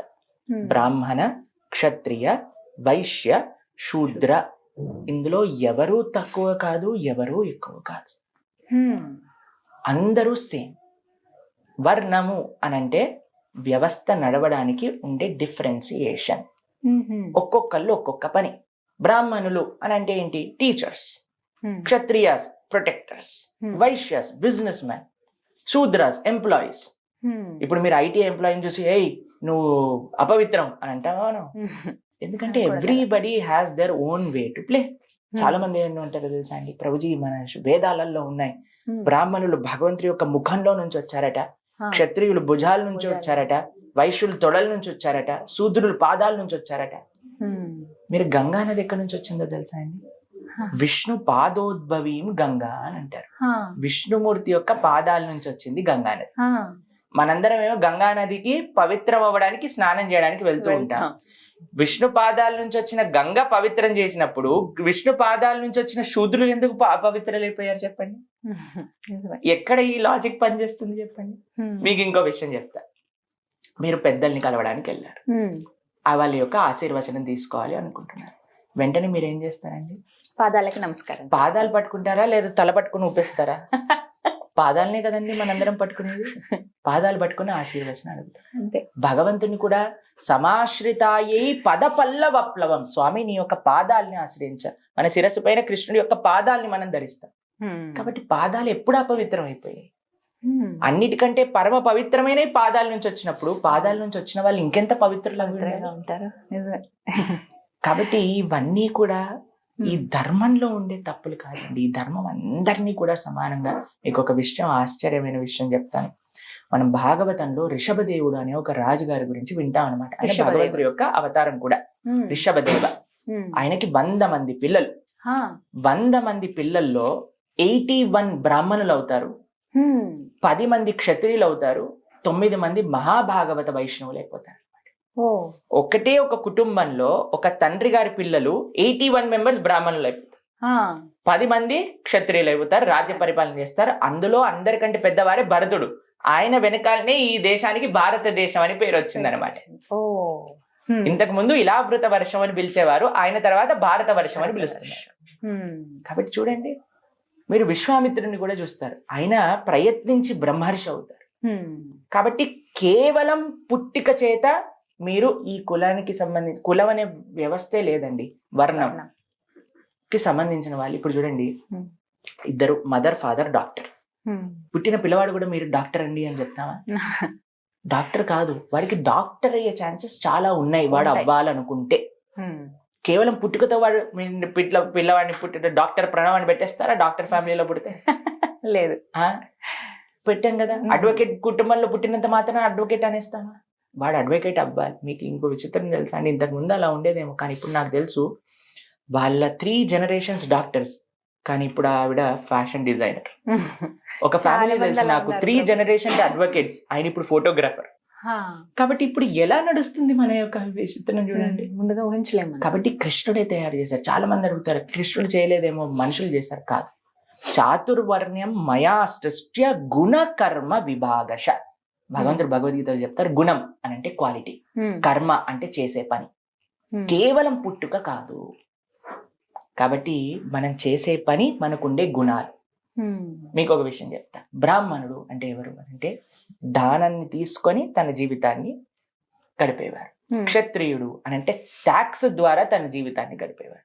వైశ్య అని అంటే బిజినెస్ చేసి తన జీవితాన్ని గడిపేవారు. శూద్ర అంటే సాలరీ తీసుకొని జీవితాన్ని గడిపేవారు. ఏదైనా ఇది టైప్ అన్నమాట. అంతేకాని వీళ్ళు గొప్ప వీళ్ళు తక్కువ ఇలా కాదు. ఇప్పుడు చూడండి, నాకు కాళ్ళు వద్దు, నాకు కావాలని తలే కావాలి. ఎవరైనా చెప్పారంటే నాకు తల వద్దు, నేను కాళ్ళు మాత్రమే ఉంటా అని అంటే ఎక్కడండి బాడీ పనిచేస్తుందా? కాబట్టి everybody has their own way to play. కాబట్టి అందరం కలిసి భగవంతుడి యొక్క ప్రీత్యర్థం పనిచేయాలి. కాబట్టి మన సనాతన ధర్మంలో ఎవరో ఒకళ్ళు స్టార్ట్ చేసిన తప్పుడు, వీళ్ళు